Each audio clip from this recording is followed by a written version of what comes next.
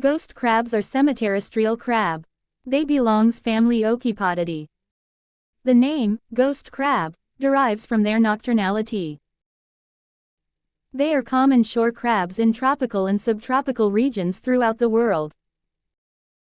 They inhabit deep burrows in the intertidal zone. They are generally scavengers and predators of small animals. The distinctive feature of this crab is large, long eye stalks and often tipped with horn-like projections or bristles. The eye stalks achieve 360-degree field of vision.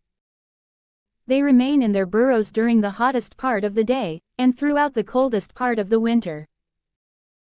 Ghost crabs are swift runners, darting away at the slightest sign of danger. They have stridulating or sound-producing behavior. Thank you for watching.